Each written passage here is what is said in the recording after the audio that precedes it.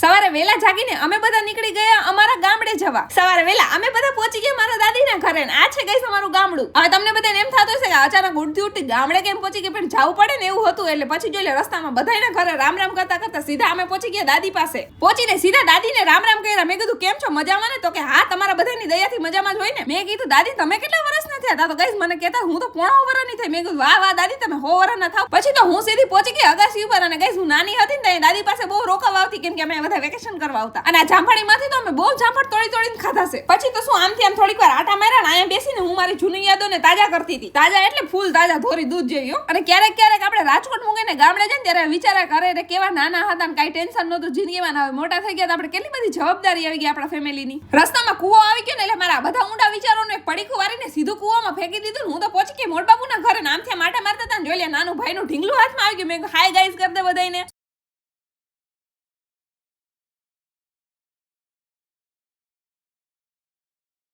પછી મેં કીધું આ સુધી આવી ગયા લાઈને કૂવામાં ડોકું કાઢી લો, કેટલું પાણી ભરે. આમ ડોકું કાઢ્યું તો મને તો પાણી જોઈને એમ થયું કે અમે ડૂબકી મારી લો. પછી એમ થયું કરોડામાં ડૂબકી મારીને હું ક્યાંક મરી જાય, તમે બધા મારા વગર શું કરશો? અને ગાઈસ નો કરે નારાયણને અચાનક હું મરી ગઈ હોય તો તમે બધા મને મિસ કરો કે મારા અવાજને મિસ કરો કે પછી વ્લોગને મિસ કરો, મને કહેજો તો ખરા. અરે ગાઈસ હું તો મજાક કરતો હતો, મારે તો હજી કેટલું બધું જીવવું છે. અને ગાઈસ હું બેન ને નાના હતા ને એમ બધા બહુ રોકવા આવતા ને કુવેથી તમે બહુ પાણી હીસીને હાર્યું છે. અને આ હતું મારા પપ્પાનું ગામ. અને હવે કીધું જાય આપણે મમ્મીના ગામ, એટલે કે મારા પપ્પાના સાસરીએ. ગાઈસ અને અહીંથી થોડુંક જ દૂર છે. હવે આ મેડમ તો જોઈ લે મોર દોડવા માંડ્યા, કેમ કે ગાઈસ હું વિડીયો ઉતારતી હતી ને મારા વ્લોગમાં નહોતું આવે એટલે પકડીને ઊભી રાખીને મેં વિડીયો લઈ લીધો. અમે બે તો સગી બેન હોય પણ મારા જેવી જરાય નથી લાગતી. આમ જોઈ લે એન કરતા હું ક્યાં સારી લાગુ છું. પછી તો અમે બધા સીધા પહોંચી ગયા નાનીના ઘરે. આમ જોઈ લે બેનના છોકરાઓ તો લખણે ક્યાંય રહેતા નથી, અમારે ક્યાં લઈને જવા એ તમને. આ ગાવે સીધા તોફાન ચાલુ કરી દીધા. ના ભાઈ તો તબલા વગાડવાનું ચાલુ કરી દીધું. મેં ભાઈ તારે તબલા નથી વગાડવા. બપોર પછી મારી બેન કે મારે તો ઘરે ભાગી જાવ. મેં કાકા રોકા ને તું તત કેતીસ, મારે ગાયું દોવાનો ટાઈમ થઈ ગયો. મેં કીધું હારું જા ને, તારા બે પાર્સલ રહ્યા ને એને હાસવીને રાઈજે કીધું. છોકરાઓને કીધું તોફાન ઓછા કરજો બાપા તમે. આજે પહેલી વાર મેં અમારું આખું ગામ રખડી લીધું ને આજુબાજુના 10 ગામે રખડી લીધા ગાઈસ. પછી આ ગામડાની ગલીઓમાં આટા મારતા મારતા પાછા દાદી પાસે પહોંચી ગયા. મસ્ત મજાનો ચાનો કાઢો ચડાવીને હવે અમે થઈ જાય રાજકોટ ભેગા. હવે હું રાજકોટમાં આવી જાઉં ને સલૂને ન આવું ને એવું તો બને જ નહીં. રાજકોટ પહોંચીને સીધો પતિદેવને ફોન કરી દીધો. મેં હાલો મને લઈ જાઓ. અને આજે તો જોઈ પતિદેવ મને 10 રૂપિયાનું રમકડું લઈ દીધું. સોરી ગાઈસ, 10 રૂપિયાનું નહોતું, 110 રૂપિયાનું રમકડું લઈ દીધું. આજે તો મારી બેન ની હારો સલૂને લઈને પહોંચી ગઈ હતી. નામ જોઈ પહોંચીને સીધો ગલો ખોલી લીધો ગાઈસ, કેમ કે હું બહુ પૈસા વાપરું છું. જેટલા પૈસા આવે ને બધા વપરાય છે. એટલે આજથી મારા સેવિંગ ચાલુ કરવાની છે. એક પછી મારા તો બધા રૂપિયા ગલામાં નાખી દીધા ને પછી તો પતિદેવના રૂપિયા વાપરવા સીધા અમે તો પહોંચી ગયા પાણીપુરી ખાવા. ભૂખ બહુ લાગી હતી, પાણીપુરી ખાધી ને તોય પેટ ન ભરાણું. મેં હાલો હજી તો કઈક ખાવું પડશે. પછી મને યાદ આવ્યું ઓહો મેં તો કેટલા ટાઈમથી મેગી નથી ખાધી. એટલે સીધા પહોંચી ગયા મેગી ખાવા. મારી બેનને સાનુમુની કાનમાં કીધું માંદાર જીજાજી હાથમાં આવ્યો જે ખાવું હોય મંગાવી જ લઈએ કીધું. હાલો થોડી મેગી ખાઈને ઘરે જઈને ગોટાઈ જઈ મળીએ કાલના નવા મિની વ્લોગમાં. Tata bye bye guys.